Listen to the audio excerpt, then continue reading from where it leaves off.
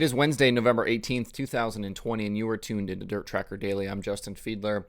Today, we've got the full rundown on what happened with the USAC National Midgets last night at Bakersfield, including last lap drama for the championship. We also take a look at the World of Outlaws late model season by the numbers. But first, this episode is brought to you by Blood Lubricants.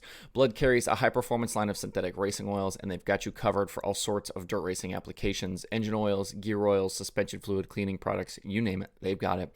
For those racers that are looking to start putting their 2021 schedules together and are looking for partners, check out Blood's Racer Support Program. They offer discounts on products plus free swag, and they support hundreds of racers across many divisions throughout the country. They're currently accepting applications for the 2021 season right now, so if you'd like to jump in on that, do that soon.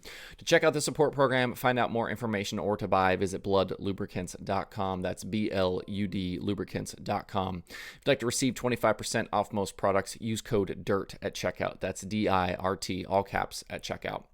It was important last night for the USAC National Midgets at Bakersfield Speedway. With Merced this weekend only paying show-up points, last night's racing would effectively decide the 2020 series champion.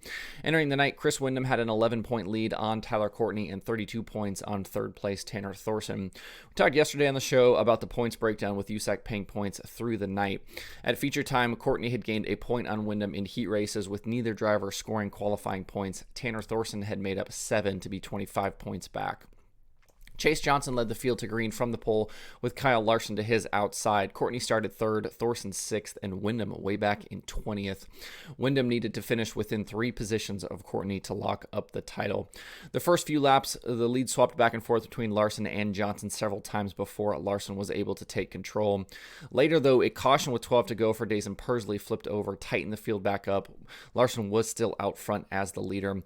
Buddy Kofoid was second, Chase Johnson third, Tyler Courtney fourth, and Tanner Thorson fifth at that moment. Windom had actually only advanced up to 13, so he'd have some work to do over those final laps if he wanted to secure the championship. From that restart on, action up front got serious between Kofoid and Larson, with the two trading sliders for the lead over the next several laps. Behind them, Courtney settled into third, and Windom was able to crack the top 10. Nearing the finish, Larson slipped up in turn 3, and that allowed Kofoid to seize control of the race. He went on to take the win, with Larson second, Courtney third, Chase Johnson fourth, and Spencer Baston fifth. It was Kofoid's third win of the year and second in a row. Afterwards, he was really pumped up about beating Kyle. Pretty cool for a kid from California to get a win like that. As for the championship battle, in the final laps, Windom ended up in a dogfight between Thorson and Ricky Stenhouse Jr. for the 6th spot. On the broadcast, it sounded like Windom actually ended up 7th, but the race went checkered, then immediately yellow for Stenhouse spun around in turn 4, which was curious to kind of see at the time. Later, we found out that coming to the checker, Windom got into the back of Stenhouse, sending him around, and the move secured Windom that 6th position.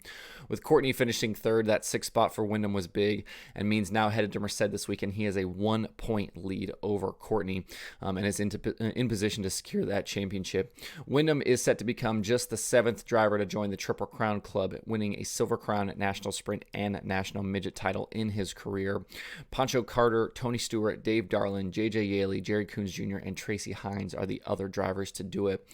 Definitely not going to pass judgment on Windom's decision-making in that final corner here. I certainly understand why he did it, not only for a championship, but also for the Triple Crown, but I could also see the other side of it and why folks might not like the move.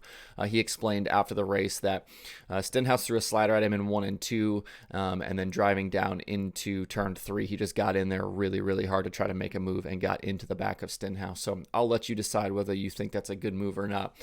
Either way, he will be your 2020 USAC National Midget champion after the 2 nights at Merced this weekend. We'll probably talk about those nights here on Friday, but you can watch those 2 nights this weekend live on Flow Racing. Today on the show, I wanted to dive into the World of Outlaws late model season by the numbers. Brandon Sheppard had another dominating year and ended up winning the title by 282 points over Ricky Weiss. It was Sheppard's 3rd World of Outlaws title, 2nd in a row, and 3rd in 4 years. Since joining Mark Richards on the Rocket team in 2017, Sheppard has been very good. This year, he won 14 of 40 starts, which was 35% of races. 16 different drivers won a race in 2020, with only 6 having multiple wins. Brandon Overton had the second most wins with 6. Overton's 6 wins in 16 starts was actually a better win percentage than Shepard at 37.5%. Jimmy Owens, Chris Madden, Cade Dillard, and Ricky Weiss were the other drivers to win more than one race on the year. Shepard led the most laps this season with 452, which was by far the most in the series. The next closest was Brandon Overton with 216. 29 different drivers led at least one lap this season. Shepard also led the series in most top 5s and most top 10s. He finished with 31 top 5s, which is about 77.5% of races, and 36 top 10s, which was 90% of races. Those numbers, even as crazy as they sound, were actually a little off of his pace from 2019. Last year, he had 37 top 5s and 39 top 10s in 41 starts. Of drivers with a significant amount of starts with the series, Shepard had the best average finish at 4.225. That was actually a little off his 2019 numbers as well. His average finish a year ago was an insane at 2.92 through those 41 starts. B-Shep also led the full-time contingent with the best average qualifying result at 3.4. Ricky Weiss finished second in the standings, but he had to fight for those finishes all year long. His average feature start was over 2 positions worse this year than it was last year, but he led the series in feature plus minus at 129 positions gained from the start of features to the end. Those moves he made in features were good enough to see him improve his feature finish from 7.9 to 7.2 in 2020. Crazy to think he started worse in features in 2020, but finished better in features in 2020. Weiss was also the top driver in heat race plus minus, gaining 27 spots in those heat races.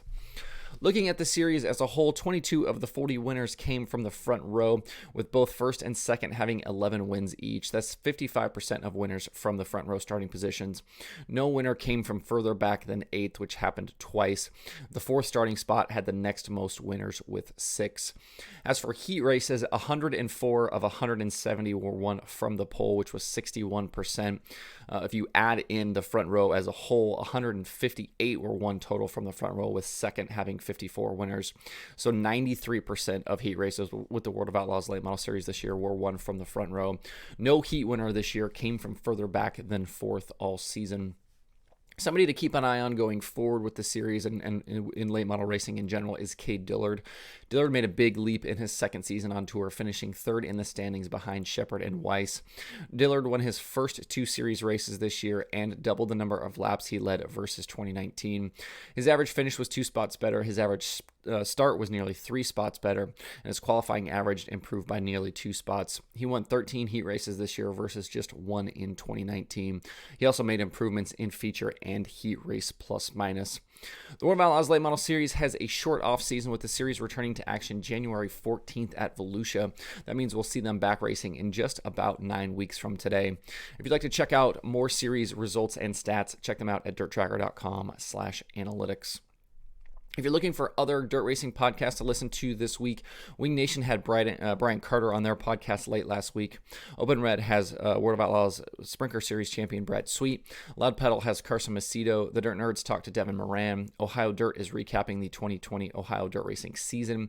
Passing Points has Josh Shipley, and there are new episodes of Midwest Autosports and Forward Bite.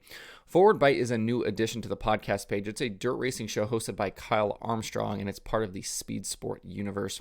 Other episodes of that show include recent guests Nick Hoffman and Kyle Strickler. To see the full list of shows and episodes, visit DIRTRACKR.com/podcasts. It's a quiet day on the streaming platforms, only USAC 24/7 going on over at Flow Racing. Things don't get going again until Friday, with several shows this weekend. To see the full daily schedule, visit DIRTRACKR.com/watch tonight. That's it for this Wednesday. Hope everybody has a good day. You can find DIRTRACKR Daily on Apple Podcasts, Spotify, Stitcher, or where you get podcasts. Please subscribe and leave a review. You can also watch the show every day on YouTube and Facebook. You can email the show at info@DIRTRACKR.com, and you can follow along at Facebook.com/DIRTRACKR or Twitter.com/DIRTRACKR, and the website itself, DIRTRACKR.com. You can follow me personally on Twitter at Justin_Fiedler. Thanks everybody for tuning in. We'll see you tomorrow for more DIRTRACKR Daily.